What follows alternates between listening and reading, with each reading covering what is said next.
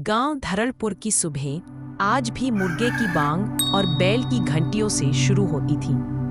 लोग खेतों में मेहनत करते, महिलाएं कुएं से पानी भरती और बच्चे आम के पेड़ के नीचे बैठकर कहानियां सुनते।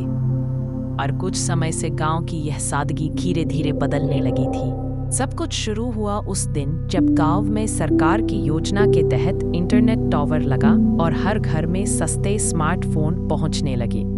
लोगों को लगा जैसे कोई जादू आ गया हो। खेतों में काम करने वाले रामू काका अब फावड़ा छोड़कर फोन में वीडियो देखने लगे। सरपंच के बेटे गगन ने कहा, अब सब कुछ मोबाइल से होगा, कृषि, व्यापार, पढ़ाई, यहाँ तक कि इलाज भी। शुरू में सब अच्छा लगा। किसान मौसम की जानकारी मोबाइल पर देखने लगे। महिलाएं यूट्यूब से नए पकवान बनाना सीखने लगी। बच्चों ने ऑनलाइन क्लास देखनी शुरू की। लेकिन धीरे धीरे इस चमक के पीछे एक अंधेरा भी पनपने लगा। गांव का राहुल, जो कभी स्कूल का होशियार छात्र था, अब रात भर मोबाइल पर गेम खेलता और सुबह सोता रहता। उसकी आंखें लाल रहने लगी और पढ़ाई छूट गई। खेतों में काम करने वाले मजदूर अब खेत में कम और सोशल मीडिया पर ज्यादा वक्त बिताते।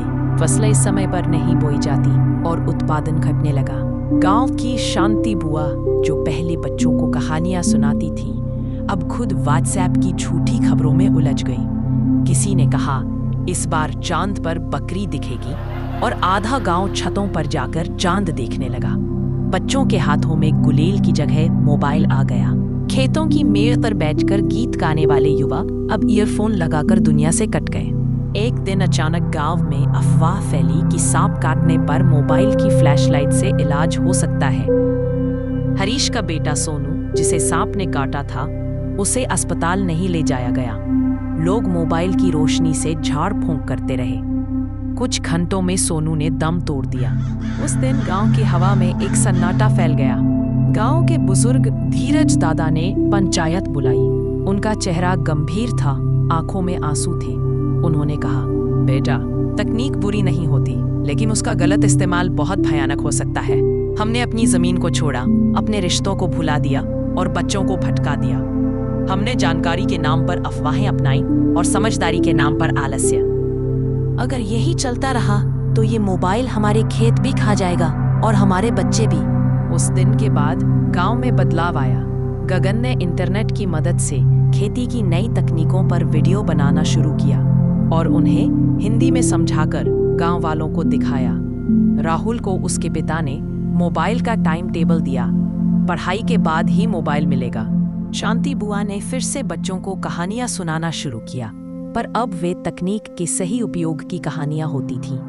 गांव की दीवारों पर लिखा गया, तकनीक को अपना गुलाम बनाओ, उसका गुलाम मत बनो। आज धरनपुर फिर से हरा भरा है। अब मोबाइल खेत में भी चलता है, लेकिन हाथों में फावड़ा भी होता है। बच्चे ऑनलाइन पढ़ाई करते हैं, लेकिन दोपहर में मिट्टी में खेलते भी हैं। अफवाहें फैलती हैं, पर अब लोग गूगल से उनकी सच्चाई भी जांचते हैं। नैतिक शिक्षा।